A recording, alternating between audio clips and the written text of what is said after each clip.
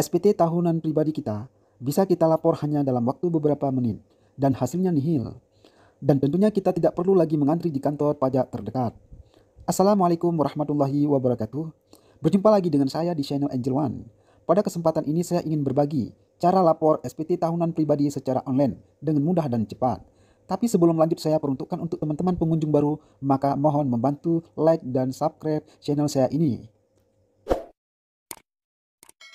Kita langsung ketik di pencarian DJP Online. Nah, ini sudah muncul, kita langsung klik DJP Online-nya. Nah, teman-teman bisa langsung klik di DJP Online ataupun di djponline.pajak.go.id ya. Kita klik langsung. Ketika teman muncul layar seperti ini, maka hilangkan saja. Nah, ini sudah muncul layar login ya, teman-teman. Nah, kata sandi yang kita isi di sini adalah kata sandi yang sudah ditautkan oleh pihak kantor pajak ketika kita mendaftarkan EVIN atau NPWP. Nah, bagaimanakah cara mendapatkan kode EVIN? Teman-teman sangat mudah, cukup bawa KTP dan email yang aktif ke kantor pajak terdekat untuk mendaftarkan EVIN kita. Ya, sangat mudah teman-teman.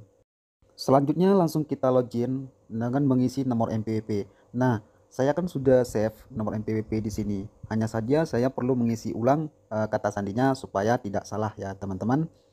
Nah, setelah kita mengisi kata sandi dengan lengkap, kita juga mengisi captcha dengan benar ya. WBAMN. Nah, setelah ini kita isi dengan benar, langsung kita klik login. Nah, perlu kita update password ataupun enggak? Saya sih klik update saja ya.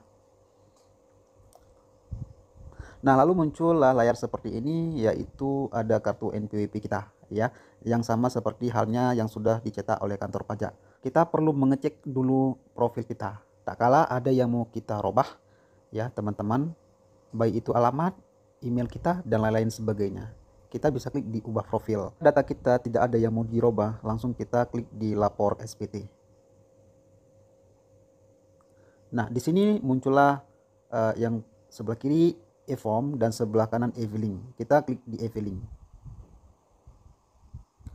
Lalu muncullah tampilan seperti ini ya teman-teman.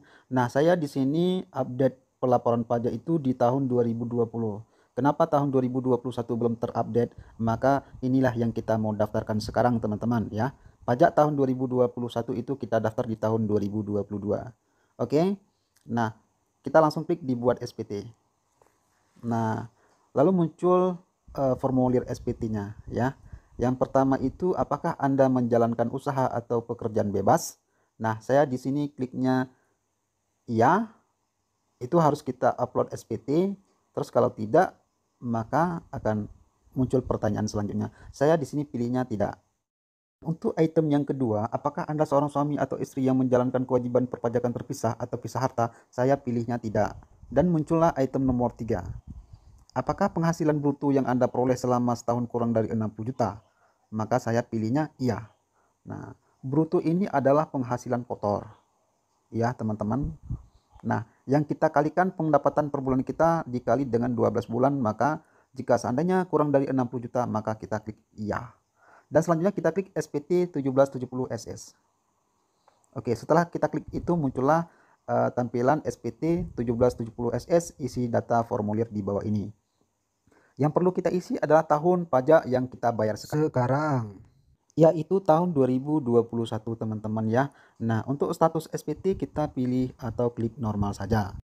Kita klik di selanjutnya. Nah, muncullah tampilan isi SPT. Nah, yaitu poin A, pajak penghasilan. Nah, pada item nomor 1, pajak penghasilan bruto dalam negeri sehubungan dengan pekerjaan dan penghasilan neto dalam negeri. Nah, di sini saya ngisinya 41.314.112 rupiah. Dengan pendapatan per bulan saya dikalikan dengan 12 bulan. Oke, kita coba hitung ya teman-teman. 41.314.112 rupiah kita bagi dengan 12 bulan. Lalu jumlahnya 3.442.842 rupiah. Itulah pendapatan saya per bulan ya teman-teman. Oke, kita selanjutnya ke poin nomor 7 ya, kurang bayar. Nah, di sini kenapa ada list merah? Kurang bayar sekitar Rp2.065.700. Nah, di sini teman-teman perlu memperhatikan di poin nomor 3, yaitu penghasilan tidak kena pajak. Nah, di sini teman-teman perlu mengisi dulu terlebih dahulu, yaitu status kita. Kalau seandainya sudah kawin dan tidak ada tanggung jawab, berarti itu KO. Kalau seandainya sudah kawin dan tanggung jawab satu orang, berarti K/1. Nah, kalau saya sih sudah kawin, punya satu anak, dan saya pilih K/1 ya teman-teman. Saya pilih K/1. Oke, ini sudah muncul ya nihil tampilannya, dan semua dengan angka 0 ya. Itu penghasilan tidak kena pajak, itu jumlahnya Rp63 juta. Lalu kita klik untuk selanjutnya. Nah, sesudah kita klik selanjutnya, muncullah tampilan yaitu penghasilan yang dikenakan PPh final dan yang dikecualikan oleh objek pajak. Di sini ada 3 item, yaitu nomor 8 dasar pengenaan pajak penghasilan, bruto pajak penghasilan final saya isikan 0, dan pajak penghasilan final terutang saya isikan 0 juga. Terus penghasilan yang dikecualikan dari objek pajak saya isikan 0 juga. Lalu kita klik selanjutnya. Nah, muncullah poin C, yaitu daftar harta dan kewajiban. Di sini ada 2 item. Yang pertama itu nomor 11, jumlah keseluruhan harta yang dimiliki pada akhir tahun pajak. Di sini saya isikan 0 juga. Terus yang poin nomor 12, jumlah keseluruhan kewajiban atau utang pada akhir tahun pajak. Nah, di sini saya juga mengisikan 0. Lalu klik selanjutnya. Nah, tampillah poin nomor D, yaitu pernyataan. Dengan menyadari sepenuhnya akan segala akibatnya termasuk sanksi-sanksi sesuai dengan ketentuan perundang-undangan yang berlaku, saya menyatakan bahwa apa yang telah saya beritahukan di atas adalah benar, lengkap, dan jelas. Kita klik centang atau setuju. Lalu kita klik untuk selanjutnya. Lalu muncullah tampilan kirim SPT. Kita ambil kode verifikasi terlebih dahulu. Kita klik di sini. Dan sebelum kita klik juga kita harus memeriksakan berkas-berkas yang tercantum supaya sesuai, yaitu jenis formulir, status SPT, dan lain-lain sebagainya. Lalu kita klik di sini. Nah, pilih media pengiriman kode verifikasi. Nah, kita langsung centang di pilihan pertama, email. Lalu kita klik OK. Nah, sukses. Pengiriman kode verifikasi sukses ke email kita. Kita langsung cek di email. Kode verifikasi yang sudah dikirim ke email kita langsung buka ya teman-teman.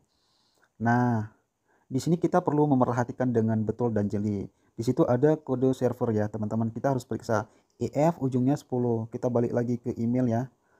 Terus kita cek EF ujungnya 10 juga sama. Terus kita copy paste. Langsung kita pindahkan. Oke, langsung kita klik kirim SPT.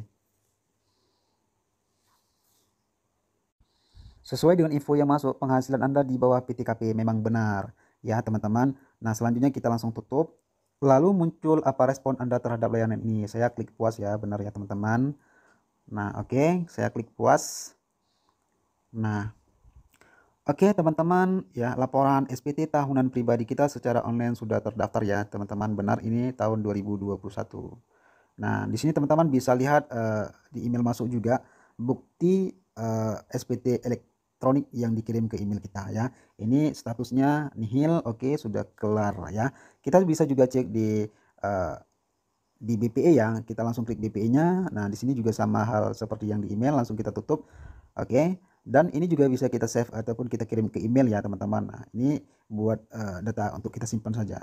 Oke, teman-teman, mungkin ini video dari saya untuk cara melaporkan SPT tahunan pribadi secara online. Lebih dan kurang saya mohon maaf. Mohon dukungan like dan subscribe channel saya ini. Wabillahi taufik wal hidayah. Wassalamualaikum warahmatullahi wabarakatuh.